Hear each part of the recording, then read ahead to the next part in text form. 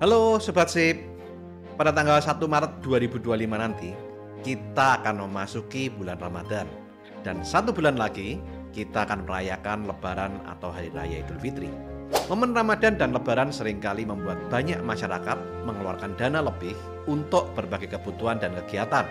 Mulai dari makan bersama keluarga, membeli pakaian baru untuk keluarga, hingga silaturahmi di kampung halaman. Apalagi seringkali pekerja formal mendapatkan tunjangan hari raya atau THR sebelum Lebaran tiba.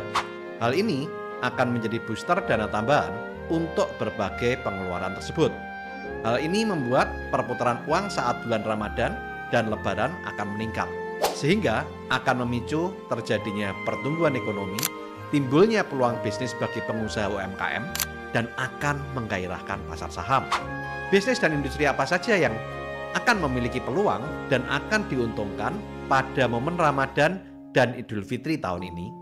Dan saham apa saja yang menarik untuk investasi atau trading di tengah turunnya IHSG yang sempat menyentuh level 6.500 karena terjadinya capital outflow dana asing dari bursa saham Indonesia dan pelemahan nilai tukar rupiah terhadap US dollar? Mari kita kupas di video yang kali ini. Ramadan dan Idul Fitri merupakan momen penting yang dirayakan di seluruh dunia oleh umat muslim dan menjadi momen berkumpul bersama keluarga dan kerabat, serta berbagi kebahagiaan dengan sesama. Berdasarkan survei The Royal Islamic Strategic Study Center yang bertajuk The Muslim 500, The World's 500 Most Influential Muslims 2024, Indonesia merupakan negara dengan populasi muslim terbanyak di dunia dengan jumlah populasi muslim mencapai 240,62 juta jiwa dan setara dengan 86,7% dari total populasi nasional Indonesia yang jumlahnya 277,53 juta jiwa. Dari laporan Bank Indonesia terkait uang kartal yang diedarkan atau UYD, aktivitas transaksi masyarakat Indonesia pada periode Ramadan dan Idul Fitri dari tahun ke tahun terus meningkat. Contohnya, UYD pada bulan Ramadan 2022 menembus 7.911,3 triliun atau tumbuh 13,6% dibandingkan periode yang sama pada tahun 2021. Sedangkan UYD pada bulan Ramadan 2023 tercatat 8.350,4 triliun atau tumbuh 5,5% secara tahunan year on year dibandingkan tahun 2022. Sedangkan pada Maret 2024, uang kartal yang beredar di masyarakat mencapai 8.888,4 triliun atau tumbuh secara tahunan year on year sebesar 7,2% dibandingkan tahun 2023. Dan kemungkinan pada Maret 2025 ini juga uang kartal yang beredar akan bertumbuh lebih besar. Di samping itu, menurut data yang dilakukan oleh lembaga survei internasional Nielsen mengungkapkan bahwa sebanyak 87% responden berencana berbelanja untuk mempersiapkan Hari Raya Idul Fitri dan sekitar 63% dari mereka mengatakan berencana untuk mengeluarkan lebih banyak uang untuk belanja Lebaran tahun ini dibandingkan dengan tahun yang sebelumnya. Data dari Bank Indonesia juga menunjukkan bahwa pengeluaran konsumsi rumah tangga meningkat pada bulan Ramadan disebabkan oleh peningkatan pengeluaran untuk kebutuhan Idul Fitri. Menurut survei yang ada, sebanyak 77% responden menyatakan kebutuhan makanan dan minuman di bulan Ramadan meningkat dibandingkan biasanya. Selain survei dari Lembaga Survei Internasional Nielsen dan Bank Indonesia, ada juga data dari Asosiasi Pengusaha Retail Indonesia atau APRindo yang menyatakan bahwa permintaan konsumen untuk produk makanan dan minuman meningkat sebesar 30-40% selama bulan Ramadan dan Idul Fitri. Dari data-data yang tadi saya sampaikan, terlihat perilaku konsumen pada saat bulan Ramadan dan Lebaran memiliki dampak yang signifikan pada perekonomian Indonesia dan menjadi peluang bagi pelaku bisnis untuk meningkatkan penjualan. Berdasarkan survei yang ada, mayoritas masyarakat Indonesia cenderung lebih suka memasak makanan sendiri di rumah pada momen Ramadan dan Idul Fitri. Makanan khas yang sering dikonsumsi seperti ketupat, opor ayam, dan rendang daging sapi lebih banyak dikonsumsi saat berbuka puasa. Dan ini akan menyebabkan peningkatan permintaan untuk bahan-bahan makanan tersebut. Selain itu, bahan-bahan makanan yang berasal dari produk segar, mie instan, makanan beku, makanan siap saji, roti, sup instan, bubur instan, daging kornet, dan ikan kaleng juga menjadi makanan yang banyak dikonsumsi karena sifatnya praktis, sehingga banyak dicari masyarakat ketika bulan puasa karena dapat mempersingkat waktu penyajian, terutama ketika sahur yang waktunya lebih pendek. Hal ini bisa menjadi peluang bagi pemilik bisnis toko, minimarket, dan supermarket dengan memberikan promo-promo khusus untuk menarik minat konsumen sehingga bisa meningkatkan penjualan dan pendapatan. Selain memasak di rumah, banyak juga masyarakat yang membeli makanan di luar selama bulan Ramadan.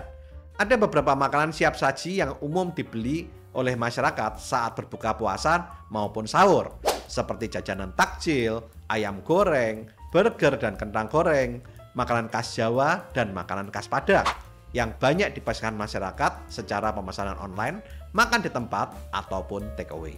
Sehingga bagi pelaku bisnis UMKM, ada peluang untuk membuka usaha lapak jajanan takjil, warung makan, atau restoran yang menawarkan menu khusus sesuai dengan selera masyarakat pada momen Ramadan dan Idul Fitri. Di samping kebutuhan akan makanan, fashion, dan retail, banyak juga masyarakat yang mengkonsumsi vitamin atau suplemen selama Ramadan untuk menjaga kebugaran. Vitamin yang seringkali banyak dikonsumsi selama Ramadan adalah madu, vitamin C, multivitamin, dan suplemen herbal. Hal ini juga bisa menjadi peluang untuk UMKM membuka usaha selama Ramadan dengan menjual vitamin, suplemen, madu, atau minuman kesehatan lainnya seperti jamu atau minuman herbal yang lain. Saran saya bagi para pelaku bisnis, Anda harus mampu memanfaatkan momen Ramadan dan Lebaran untuk meningkatkan bisnis Anda dengan memastikan kualitas produk dan layanan yang bagus serta memenuhi standar yang diharapkan oleh konsumen agar bisa membangun kepercayaan konsumen pada bisnis Anda, sehingga bisa meningkatkan loyalitas konsumen serta meningkatkan penjualan dan pendapatan Anda selama bulan Ramadan dan Lebaran. Sedangkan bagi pelaku di pasar modal, Anda bisa mengamati saham di beberapa sektor bisnis selama bulan Ramadan dan Lebaran. Salah satu sektor yang paling menarik adalah sektor bisnis makanan dan minuman. Dari beberapa saham yang ada di sektor makanan dan minuman, ada beberapa saham perusahaan besar yang menarik untuk diamati. Yang pertama adalah saham PT Indofood Sukses Makmur Tbk atau INDF yang merupakan holding dari perusahaan makanan dan minuman milik Salim Group. Indofood merupakan salah satu saham blue chip di industri makanan dan minuman. Secara analisa fundamental, emiten Indofood memiliki return on asset sebesar 5,03%, return on equity 15,1%, earning per share 1118,97, price earning ratio 6,01 kali, price to book value sebesar 1,08 kali, dan debt to equity ratio sebesar 110%. Harga Indofood saat video ini dibuat di harga Rp8.000, sehingga secara analisa fundamental relatif harganya cukup murah. Sementara itu, secara analisa teknikal, Indofood bergerak uptrend dengan range harga 7.400 sampai 8.300.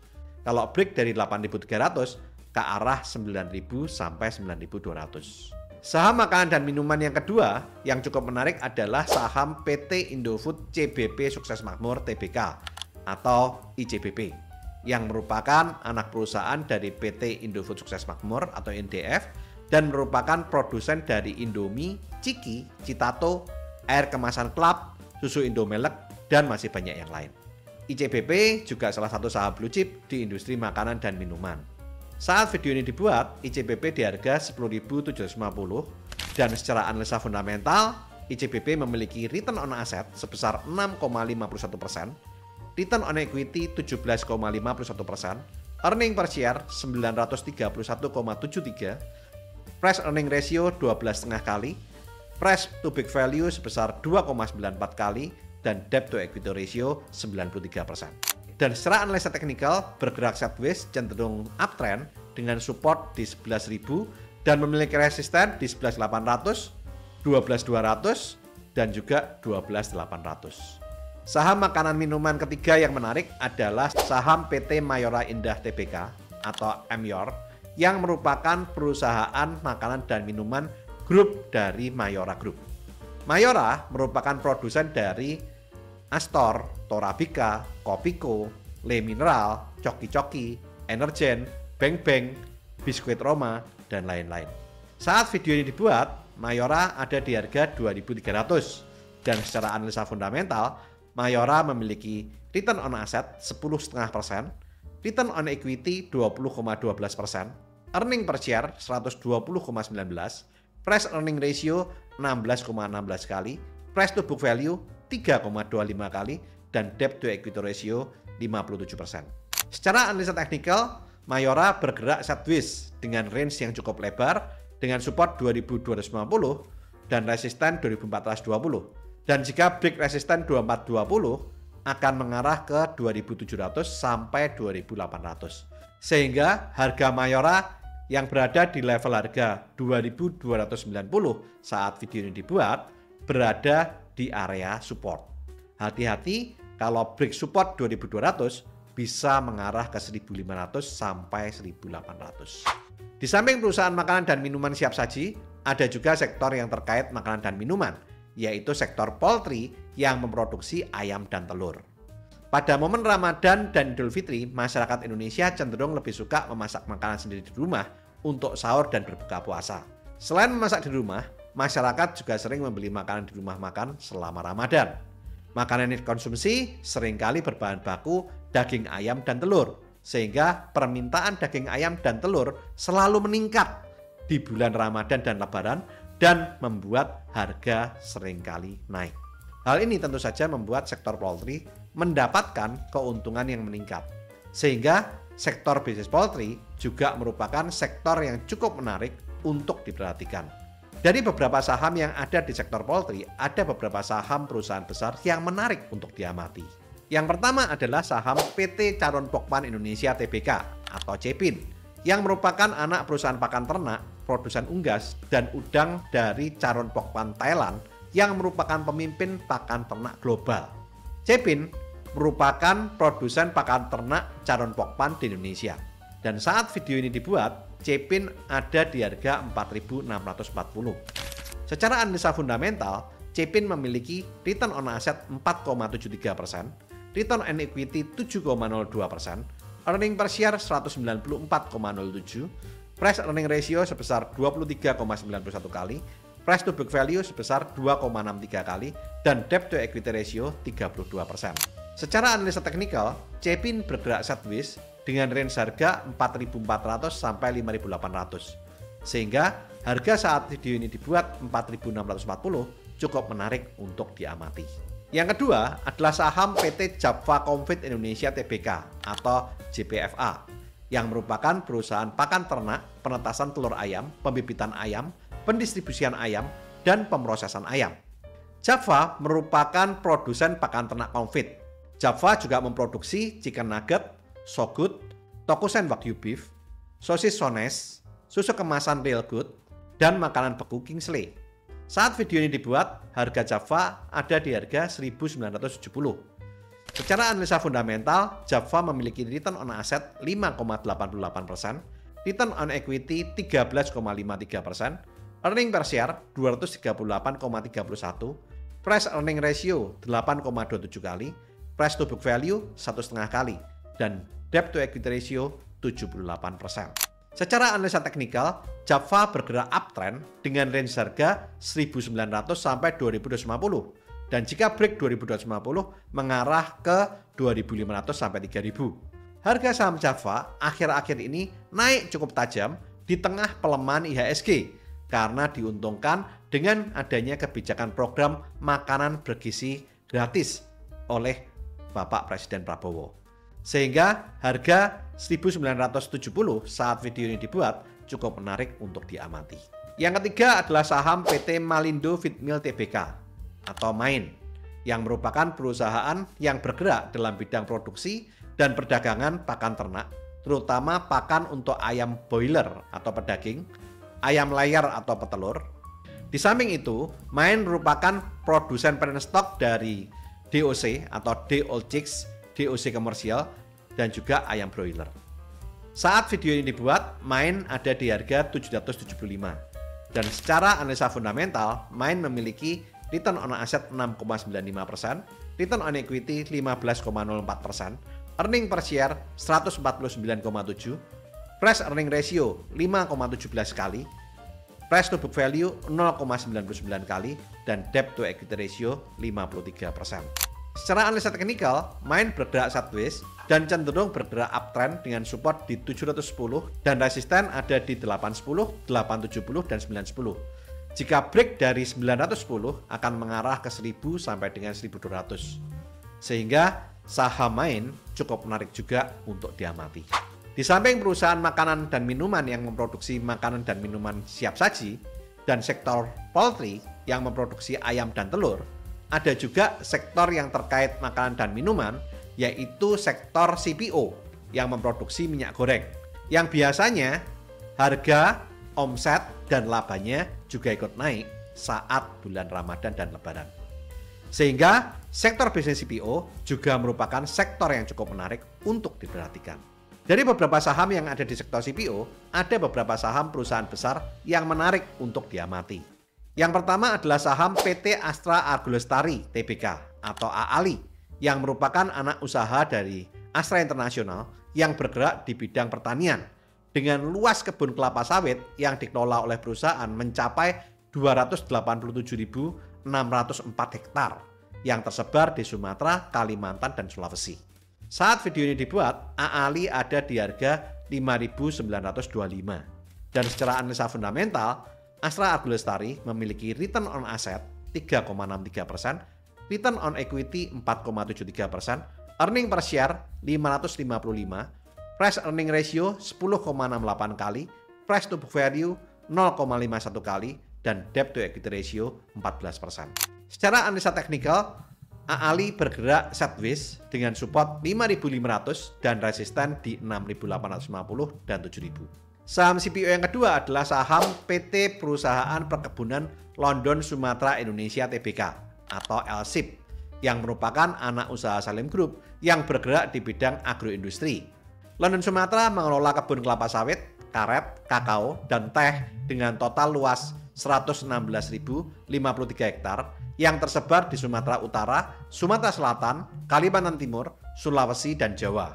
Saat video ini dibuat, LSIP ada di harga 985 dan secara analisa fundamental, LSIP memiliki return on asset 8,45%, return on equity 9,32%, earning per share 157,06, price earning ratio sebesar 6,27 kali, price to book value 0,57 kali, dan debt to equity ratio 0. Dengan kata lain, LSIP tidak memiliki utang. Secara analisa teknikal, LSIP bergerak di support 950 dan resisten 1060. Dan jika break resisten 1060 akan mengarah ke 1200 sampai dengan 1300. Saham CPO ketiga yang cukup menarik adalah saham PT Triputra Agro Persada Tbk atau TAPG yang merupakan perusahaan agroindustri kelapa sawit dan karet yang memiliki sejumlah kebun dan pabrik di Jambi, Kalimantan Tengah, dan Kalimantan Timur. Saat video ini dibuat, TAPG ada di harga 775. Dan secara analisa fundamental, TAPG memiliki return on asset 15,07%, return on equity 19,82%, earning per share 108,62, price earning ratio 7,14 kali, price to book value 1,44 kali, dan debt to equity ratio 12%. Secara analisa teknikal, TAPG bergerak sideways mengarah uptrend dengan support harga di 715 dan 730 serta resisten di 800 dan 830. Dan jika break resisten arah ke 870 sampai dengan 1000. Inilah pembahasan saya untuk 9 saham pilihan dari 3 sektor yang bergerak di industri makanan dan minuman yang cukup menarik untuk diperhatikan saat momen Ramadan dan Lebaran. Sedangkan untuk saham-saham dari sektor yang lain yang juga mendapat dampak positif dari momen Ramadan dan Lebaran akan saya kupas di video yang berikutnya. Nah sekarang, saham mana yang saat ini sudah Anda miliki? Dan saham mana yang mungkin akan Anda pilih untuk trading di bulan Ramadan dan Lebaran tahun 2025? silahkan tulis di kolom komentar. Video ini dibuat untuk keperluan edukasi, bukan ajakan untuk membeli ataupun menjual saham.